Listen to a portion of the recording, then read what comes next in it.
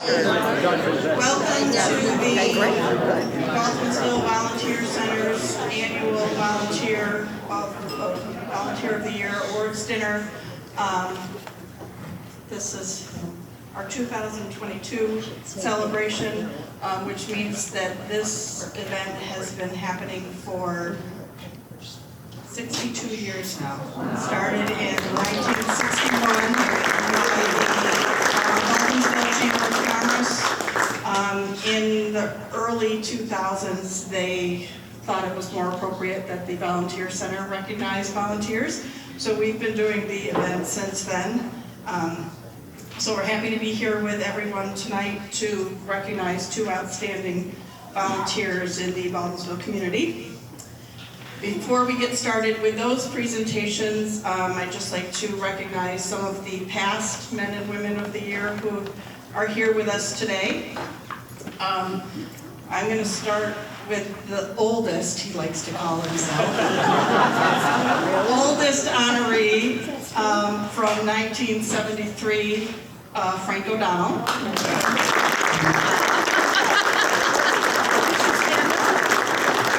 Not far behind him in 1974 was Stu Hostler.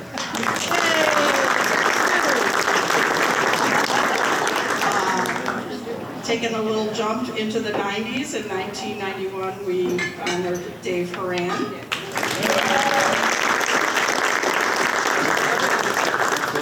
In 1993 we honored Phil Sterling.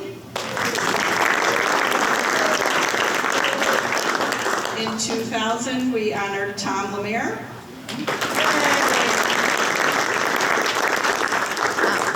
We have both of our honorees from 2004 here, Bonnie Kisselstein and Jack Baker.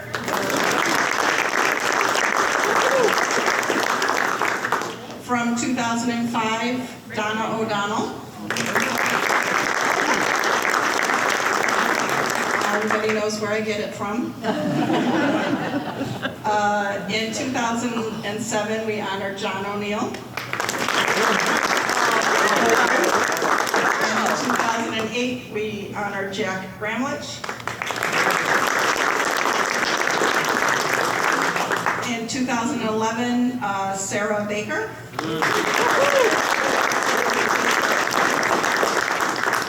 We had both of the 2016 honorees, Doris Hildebrandt and Harlow Kisselstein.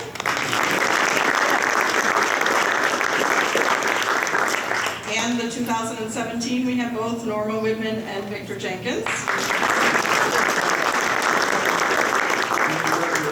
From 2018, Dave Greer.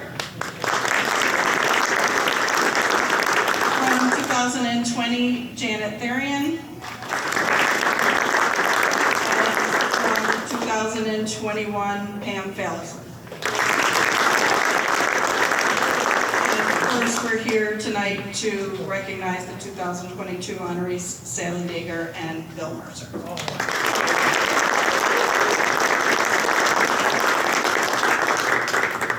In addition to those honorees, we'd like to recognize some elected and other officials from the community. Ken Bush, our county legislator, is here with us tonight. Mike Shepard and myself are both on the village board. And we're happy to have Dr. DeBarbary here with us tonight. Our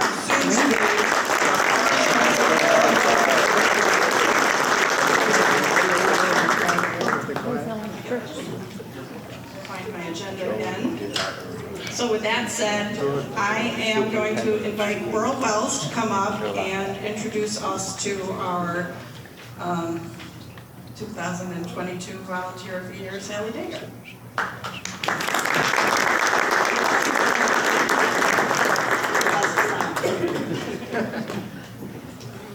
Does this sound good? Yes. Okay, perfect. So good evening, everybody. In this community of numerous volunteers, I stand before you to honor an amazing woman who has given and still gives so much of herself to others in her energetic yet unassuming manner. And that woman is Sally Dager, a Baldwinsville resident for 58 years. Sally's current activities include being the director of the Baldwinsville Community Food Pantry, a position that she has held for nearly 30 years. This is no small commitment, as she is responsible for not only coordinating volunteers and purchasing food, but most importantly, helping those in our midst who face food insecurity, unfortunately an increasing problem in these uncertain times. Sally is also the chair of the board of directors of our local cable station, PAC-B, where she oversees programming as well as the archiving of video related to local community events, local history, and government meetings. She is active in the First United Methodist Church, where she is on the board of trustees and a member of the finance committee, as well as a liaison between the trustees and church custodial staff. She is also a co-founder of the new Baldwinsville District Hall of Fame, which had its first induction ceremony just 2 nights ago, honoring community residents who have made noteworthy contributions to the visual and performing arts, one of whom was Evelyn Mercer, the late wife of our other nominee tonight, Bill Mercer. Sally has a host of past volunteer associations that I'm just going to list a little quickly here. I need my glasses for this. Sally was a board, this is not in any chronological order, but Sally was a member of the Baldwinsville Board of Education for 3 years. Before that, she was a poll watcher at school board elections. For many, many years, she was a costumer and seamstress for the Baker High School musicals, as well as other theater groups like Theater 90 and the Talent Company. And she's also sewed buttons for me when I need some help. I should know how to do that, but anyway. Sally was a member of the Village Baldwinsville Zoning Board of Appeals in the 1990s. She was a longtime member of McCary's Legacy and coordinator and host of numerous annual Victorian garden parties at her home. And if any of you have driven by or walked by Sally's home, you know how much hard work she puts into her gardens and her lovely flowers. And related to that, she was president of the Women's Garden Club back in the 1970s, I think 72, 73, right, Sally? So she has quite a love affair with flowers, and we all benefit from that. Also, back in the 70s, when she was a teacher in Baldwinsville, she was involved with something called the Baldwinsville Narcotic Guidance Counselor, which helped people in the Baldwinsville community. She also, this is what I think is one of the coolest things that I found out about Sally. I kind of remember this when I was a kid, but she and Evelyn Mercer co-chaired something called the Baldwinsville Committee of the Syracuse Symphony Guild, and they brought none other than the Boston Pops conductor Arthur Fiedler to Baldwinsville, New York. They escorted him in on a fire truck and had a concert at Baker High School with the Syracuse Symphony. That is quite a feat, right?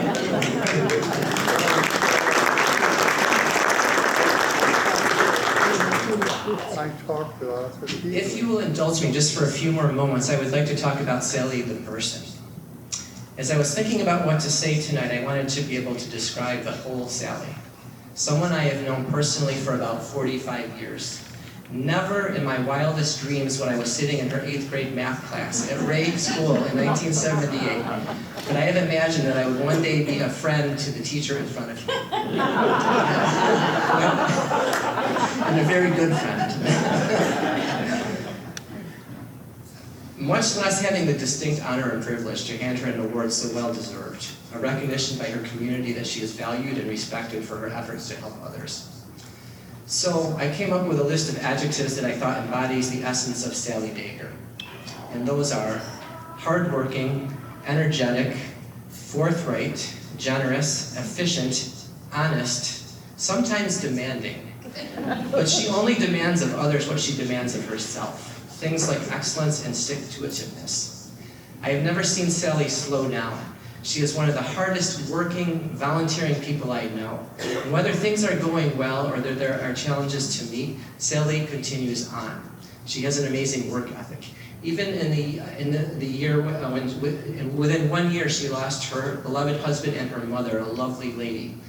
And Sally kept working hard. When I think of her, I'm reminded of a wonderful saying that one of my college professors, a lovely woman from England who chaired the social work department at Nazareth College, always used to say, which was, just bash on, no matter what, bash on, in her lovely English accent. And that is Sally. She just bashes on. Now, some people may see Sally as stern. I've seen that firsthand, I think, as a student, right? But underneath, I've come to know Sally for many, many years, as I said, over 4 decades. She is a caring and sensitive person who looks out for her friends and family. And I just want to close by sharing 2 quick anecdotes. So, a lot of us in this room have lost people that we really care about, whether it be a parent or a friend or a sibling or a spouse or a significant other. I was in my 30s when I lost my mother, whom I was very close to, and I have to tell you, I kind of felt like I was adopted by some of my, some friends of my friends' parents. For example, Anna and Tom Kohler, who some of you might know. I was very close to them. I felt like even though I was in my 30s, I really needed people that I could go to for advice. And Sally was one of those people as well. And I've always valued her opinion. And I always remember the first Christmas after my mom was gone. You know, I was in my 30s, I was an adult, but you know, it's still difficult. And she invited me to her house to help decorate her Christmas tree, which was really lovely. It was just the 2 of us in her living room, maybe for 1 or 2 hours, and I will always remember that kindness that she bestowed upon me. And then, one more quick, and then we're finished, one more quick story. As a matter of fact, this morning, I rely on Sally for a lot of things as a friend, and I've been looking for a house, not sure if I want to buy one or not, and the only person I know that's up early on a Saturday morning is probably Sally, and I call my real estate agent and said, I want to go see this place right now in Radisson, and none of my other friends would be up or live close enough, so I called Sally. I'm like, do you want to go see this house with me? I really value your opinion. She's like, I'll be ready in 10 minutes. I have to brush my teeth. I drove over there and we went and looked at this house, and I'm not sure if I'm going to buy it or not, but anyway, Sally was in real estate too. This woman has done so many things. Not only was she a math teacher, an administrator, a seamstress, a costumer, a gardener. She was in real estate, and she also had a business with her husband in lawn and garden equipment, as well as with Mary Newfang, the Newfang family. They ran a store downtown for fabric, correct? So there is like nothing this woman can't do. It's just amazing. And I'm proud to call her my friend. I'm privileged and honored. And I just want to say congratulations, Sally. This is an award well deserved. And we love you. Thank you.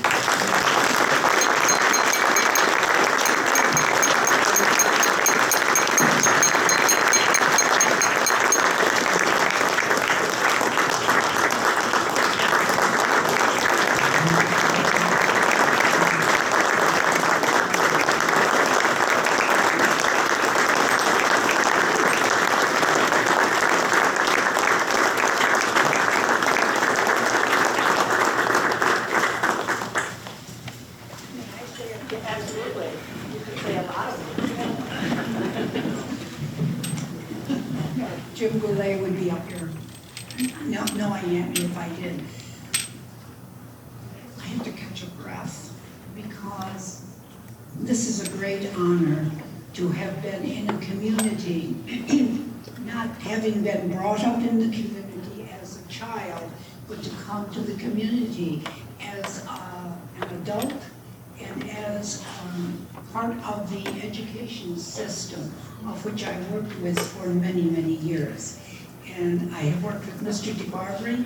We were just talking about when I went to work for him as a vice principal. Here's this old lady going into work with this young gentleman who is at the high school, and I thought, no, he's not going to listen to me. What does that have to do with school?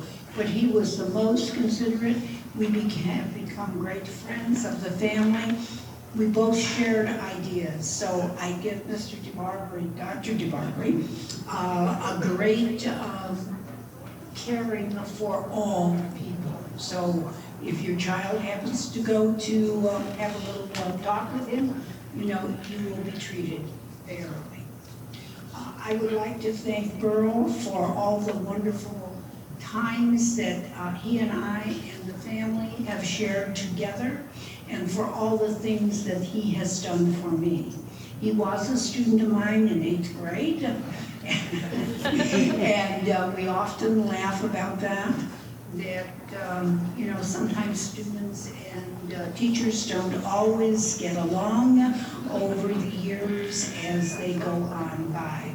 But Burl and I have become very close and very good friends. So I'm very, very happy for the relationship that I have with a former student.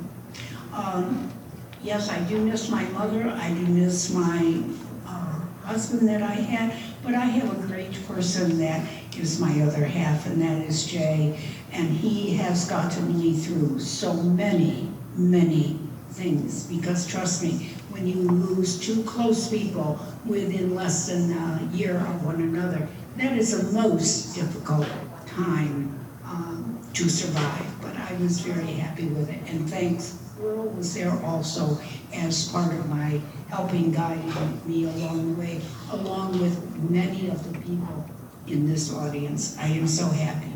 I am so pleased to see so many people that would take the time to come and experience this opportunity with both Bill Mercer and myself. Bill and I have known each other, and of course through his wife, we worked together for a long time. As you already know, it was she and myself who was able to bring Arthur Fiedler here, and that was a joy in Baldwinsville at the time. So I was very happy to do that. I have worked with several administrators, superintendents. Some of you may remember Donald Ray. He was the first superintendent that I had the opportunity to work with. When I came back here to the area after having done student teaching, a position was not open at the time, and I took a job in Cato. And one day, I had phones in the room, telephone rang, and I went to answer it. And it was Mr. Eisenhower. And some of you know knew Leslie Eisenhower. I had student taught at Van Buren Elementary School, and he was principal there. And he said, Sally, can you come in a week and take over a 6th grade class? I said, Mr. Eisenhower, you know the state rules better than I do. If I tell Cato I'm leaving in less than 2 weeks, I lose my license for teaching. So this was my relationship with Mr. Eisenhower. Some of you know and felt that he was very hard to get along with. I found him a delight to get along with. We both spoke the same language. I never let him tell me if I disagreed with him. He knew that also. So that's how I was able to get along with Mr. Eisenhower. I also would like to thank my niece and nephew for being here, and that's Barry and Ellen Waite, who are sitting over here. They took the opportunity out of a busy day to make it down from Adams Center to be with me tonight. So I'm very happy about that. I think Burl gave you a little bit of background on what I have done. It has been a joy to have been part of this community and to know all the people that I have met. And that is the whole thing, is becoming part of the community and not be the stranger that moves into the community. So with that, I thank everyone.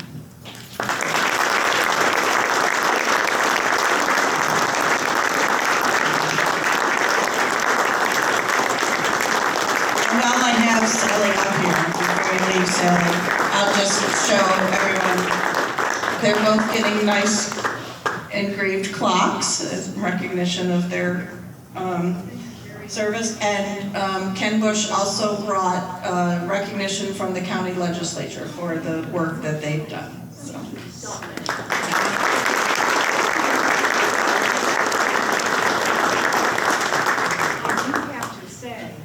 Donna is my neighbor. I was just going to say, the one thing that Burl forgot to mention was that you're also a great neighbor. And I get to enjoy Sally's yards more than anybody because I see her out there every day. So that's okay. I'll take it. Yes, yes. I'm glad that it's spring again and we'll see each other over the hedgerow. All right. So with that, I'm next going to invite Stu Hostler to come up and present the award to Bill Mercer.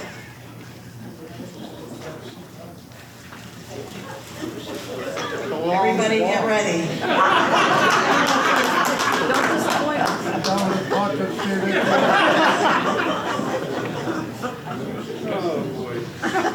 Can you hear me without that damn microphone?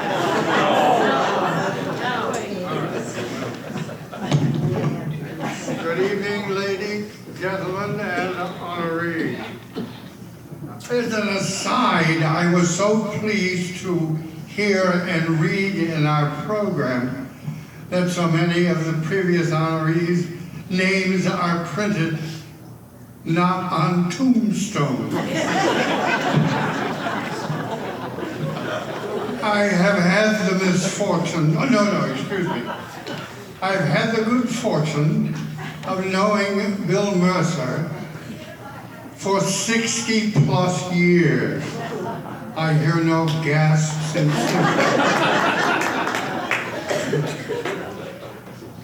it's been a trial to try to put together words that complement such an unassuming, modest, kind, gentle, reserved human being. But I assure you, I will try.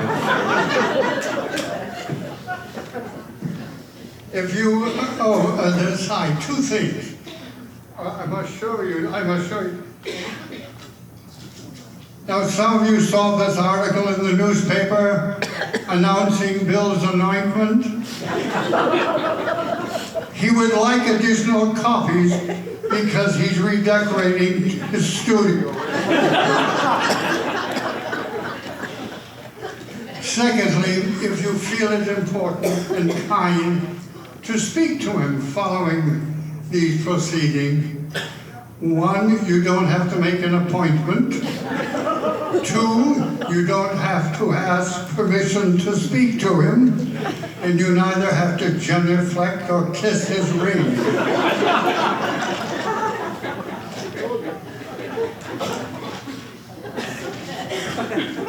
As some of you may know by talking with Bill, he was from Massachusetts.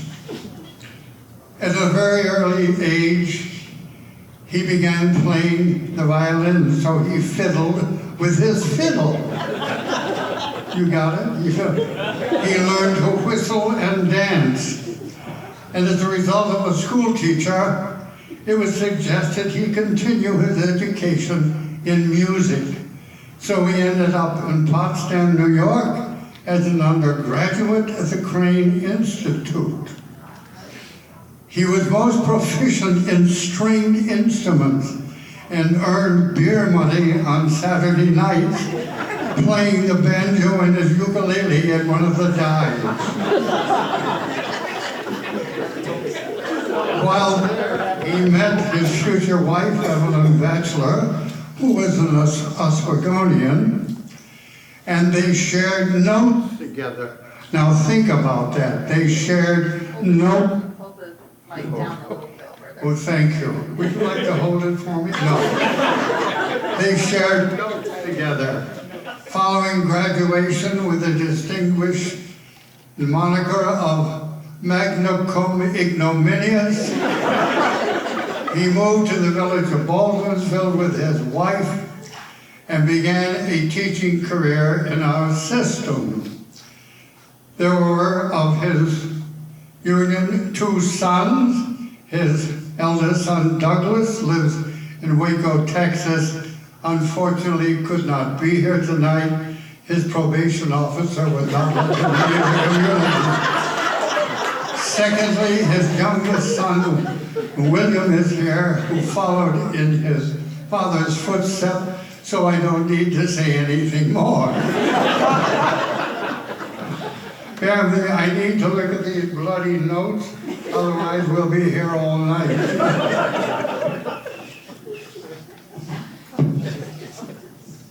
Bill's commitment to the community is fundamentally based on his music. He is a man that has shared his talents, and many of you have had the good fortune and pleasure and perhaps disdain to hear him play fiddle. You know, one of the most unusual things is about Bill. You have seen him in the pit, I'm sure, the old school in a BTG production. But can you, now listen, hear this. Can you imagine an adult man standing on a small box with a rail around it, waving a small stick to get people's attention? He did that and was picked for it. His attributes are many, and I would like to share, providing I don't drop the damn thing, some of the accolades that have been bestowed upon him. I'd best put on my glasses or we'll be here all night.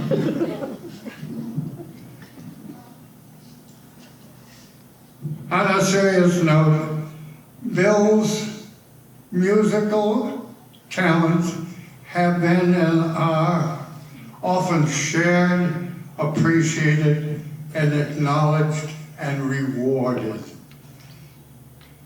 He has been the director of the Liverpool High School Orchestra for many years in teaching strings and been a teacher for over 36 years.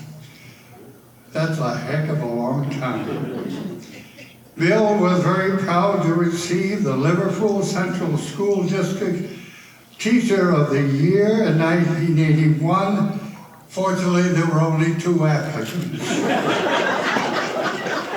He was the conductor, or had been the conductor of the Onondaga Civic Symphony Orchestra for 7 years, and had been a guest conductor of Syracuse Symphony Youth Orchestra, Oneida Chorale, the Syracuse Chorale, and the Oswego Festival Chorus.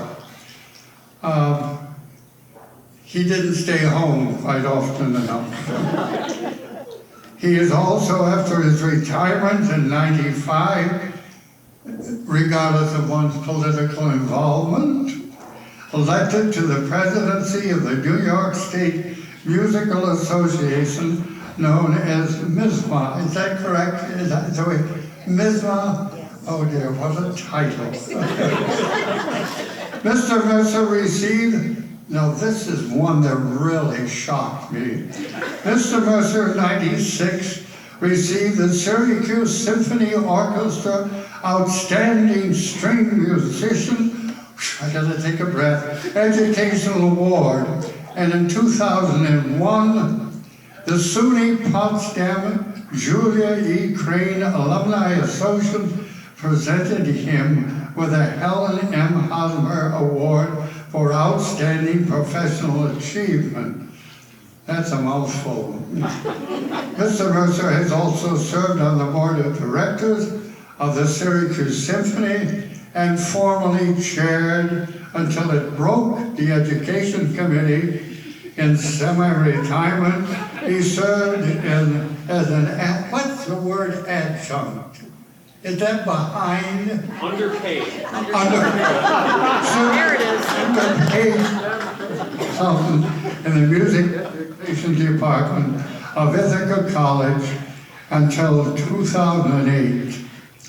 That's quite a litany. Now, you know, when you hear of all those plaudits, what else did he not do? I will share a few of avocational interests. As a husband, father, homeowner, and teacher, he found time to give his talent and his time to the greater Central New York community. He is a former trustee and president of the Riverview Cemetery Association, and is responsible for the erection of a columbarium. How many of you know what a columbarium? Raise your hand. Well, it's where you put your ashes. And there's a very simple note in this. Remember the pharaohs of Egypt? They each built a pyramid to put them for the afterlife. Think about that for a moment. Secondly, he is a former vestryman of Great Episcopal Church, and I believe the priest in charge, would you kindly raise your hand? he needs salvation.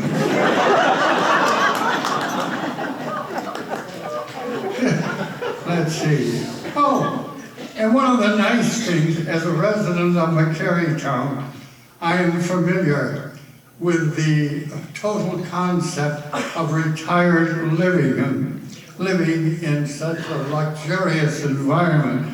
And Bill currently serves, and I got to bear with me, did I drop them? Well, he serves as the chairman of the McCary Life Institution. Oh, that's all right. I'll pick it up later. McCary Life. Avocationally, he has two very unusual hobbies, and I know from personal experience and suggest you do not indulge them with you. He enjoys sailing. In fact, he enjoys sailing and has, over the past, 2 or 3 sailboats, and it is my understanding he does not have to call the Coast Guard only for 3 different occasions. Secondly, he's a sports car buff. Only one of those little things you can only get in when you're under 100 pounds. And as soon as he gets his license back, he'll be on the road.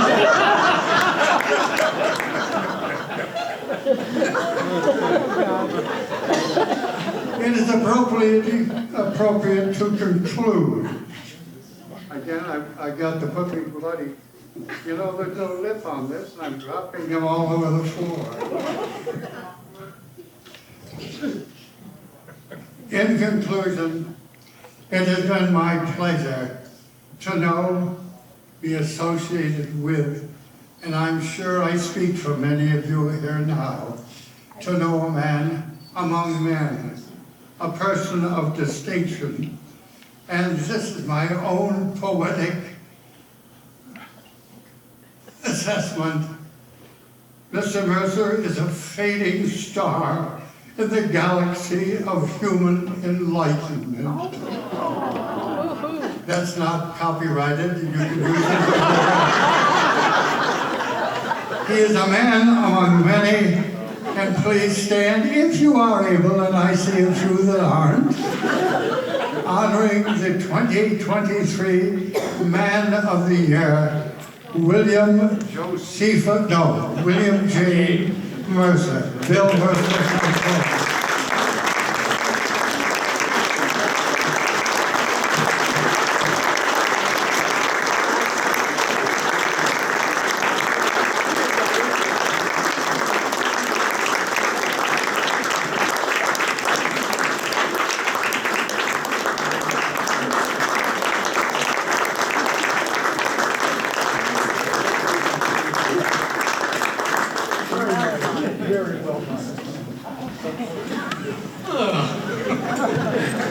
What can you say after that? I can't believe this. I knew him since 1959 and I still like him. How about that? Anyway, if you've been a friend of Stu's, be careful where you go with him, because if you go out to dinner, you never know what he's going to say to the waitress. It's impossible. Anyway, thank you to the board for making me this award, giving me this award. And I'd like to thank my son and his family, and unfortunately Doug, my son in Dallas, could not come. It was a bit of a trip, as you can imagine. Anyway, let's see. I wrote some things down. I feel, you know, looking around at the people here who have previously won this award, that I am undeserving, to be honest with you. Some of these people have done so much for this community. That's very true. That it's amazing.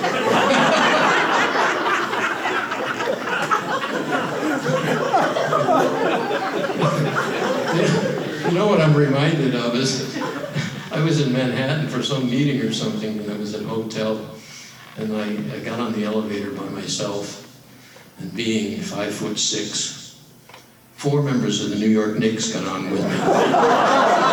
That's the way I feel in this group. Anyway, hello. Down, up, down. Okay, thank you.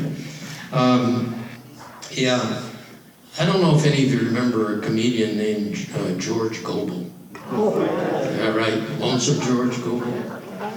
Well, he was on Johnny Carson one night, and before him was Dean Martin and Bob Hope.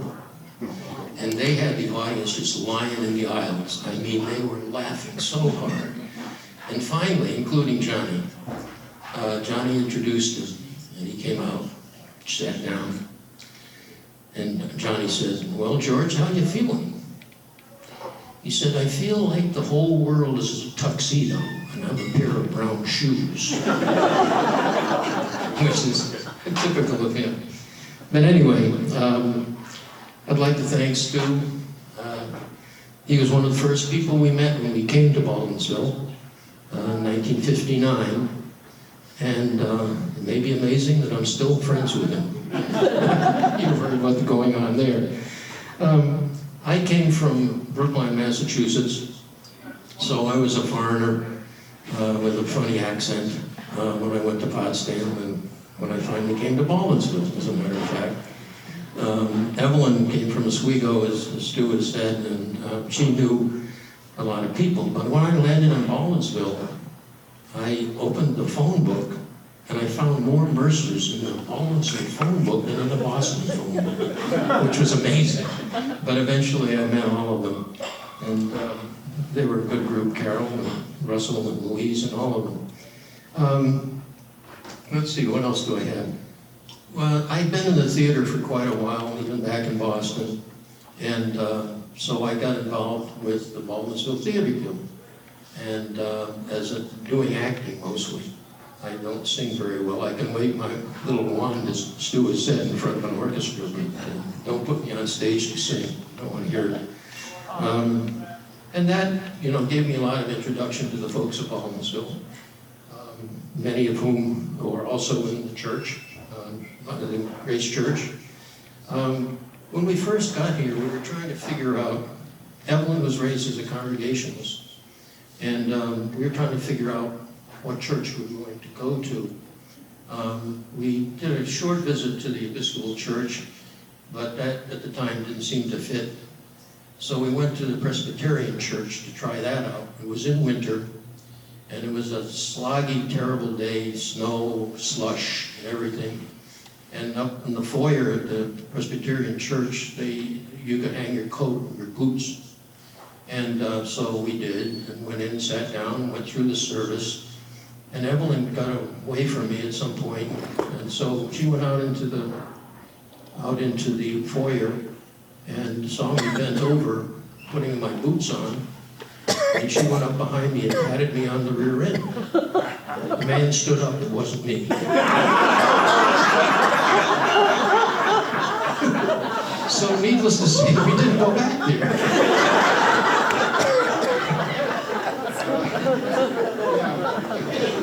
Let's see what else do I got about here.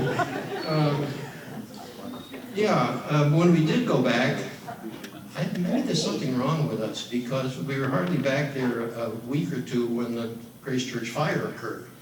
And it burned down, the one on Elizabeth Street, as you know, we built up outside of the village. But anyway, we made a lot of connections there too, and as Stu has mentioned, I got involved with that as well. Then the cemetery thing was kind of interesting because at the time I was president of the State Music Teachers Association, and when I was looking at the cemetery, the old building that's there with the office on one side and then the vault on the other side. And so I felt they could see right through and all the equipment, the mowers and everything. So I felt that they ought to have a fence there. Okay, so I decided I'd build a fence. So I built it, but it was in the summer, so nobody was in the vault. So I was in the vault building the fence. And one of the other officers called me up on the cell phone and said, "Hi, Bill. What are you doing? I said, I'm building a fence. And he says, where are you building a fence? I said, in the cemetery vault, which got a large one. In the cemetery vault? Yep. Anyway, I guess that's probably all I should say. I'm very grateful for receiving the award. It's been a wonderful community to be in. We've loved it ever since we moved here. And Stu, I have a little something too that I want to read that I thought a lot about. It's a quote that is unknown who did it, but he said, volunteering is the ultimate exercise in democracy. You vote in elections once a year, but when you volunteer, you vote every day about the kind of community you want to live in. Thank you all.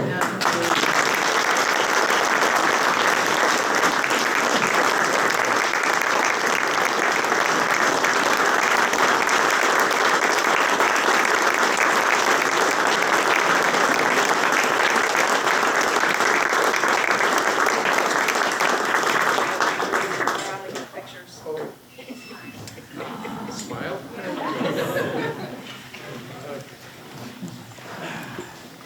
I haven't known Bill as long as I've known Sally, because I live next door to Sally, but I will tell a quick story.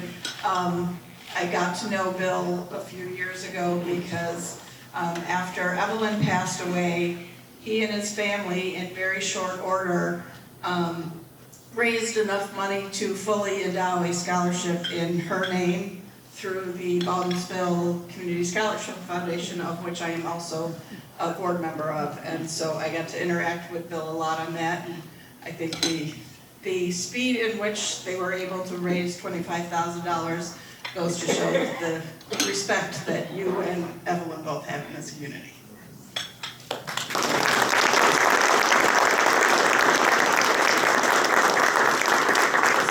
Stu stole my program, so I don't know if I'm going to wing it for the rest of the, that's the outside, he stole the inside of my program.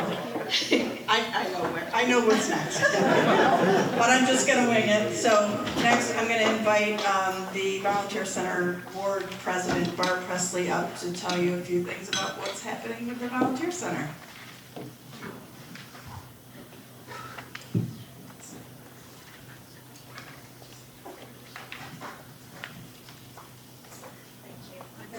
Like this as well, I think.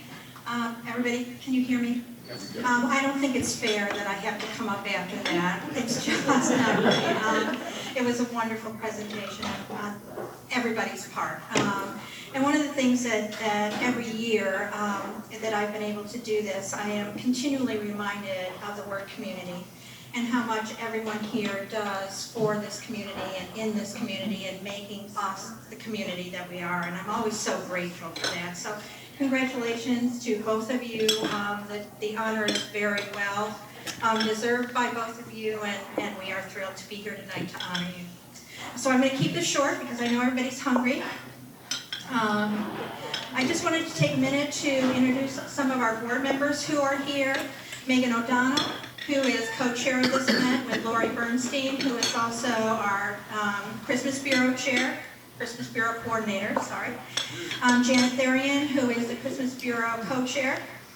Renee Phillips, who is our secretary, and you all can wave, but we're sitting way back there at table 11. Mike Shepard, and our newest member, Diane Scapura. Diane is going to be joining us and restarting, hopefully, our mentoring program, which had to kind of be put on hold because, you know, that COVID thing that was going on. I also need to acknowledge and not forget, as I often do, our office manager, Carmi Evans. We are so grateful that she is back in this position, and those of you who know her know that we are far better for having her in this position. So she makes us a far better organization. We've had a year of getting back in the swing of things, I think. Our health project is successfully and regularly helping our local food pantry supply much-needed everyday household products. Our eye care program, in conjunction with the Lions Club, has gotten numerous referrals this school year. And our mentoring program, hopefully, like I said, will be gearing up again to provide support services at elementary buildings while engaging high school students to volunteer their time and their talents. On your program, you can see our upcoming events. Our Christmas Bureau is adding a summer giveaway in June. So please look at the flyer that's on your table, and if you have any questions, talk to Lori and Janet about that. But we're excited to be able to do something in the summertime to help our families in need in Baldwinsville. Well, that is all the updating news I have. I need to take a minute to say a special thank you. I hope everyone noticed, although this year it's a little bit different. We typically have out for everybody to look at and to try to get early some delicious desserts. They are unlike anything that we have in most other places. We all grab our desserts first, usually, but this is not happening this year. I think they are under lock and key. The person responsible for those treats is Sally Shepard. We've been told, please, make sure you try them, they are amazing. We've been told that this is her last year, that Mrs. Shepard will be baking for us. So we really wanted to say a very heartfelt thank you for the talent, the time, and the love she has put into creating our most appreciated desserts. Thank you so much for so many years of spoiling us with your delicious creations. We all appreciate you. So we have flowers just to say thank you, and when dessert time comes, please think of her and thank her.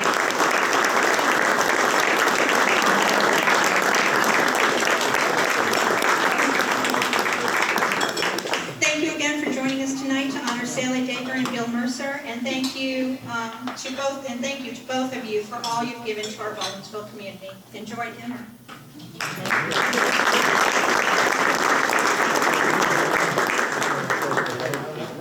Sally just told me she might be willing to come back one more year. I told her we won't hold her to it.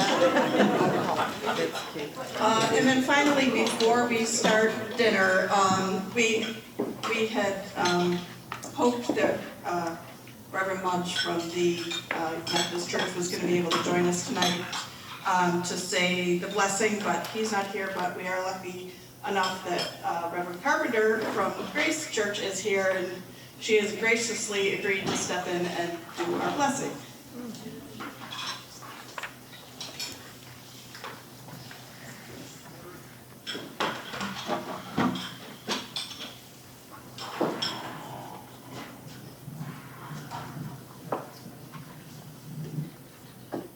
The Lord be with you. And also with you. Let us pray. Blessed are you, Lord God of the universe, for giving us opportunities to recognize and celebrate these persons who give of themselves for the sake of others. May we be inspired by their example to do likewise. Bless us all in the meal we're about to enjoy. Make us ever mindful of others' needs and willing to do something about it. Amen. Amen.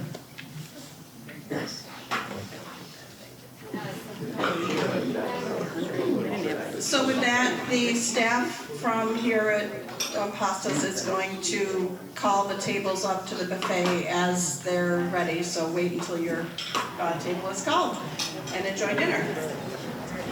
Thank you.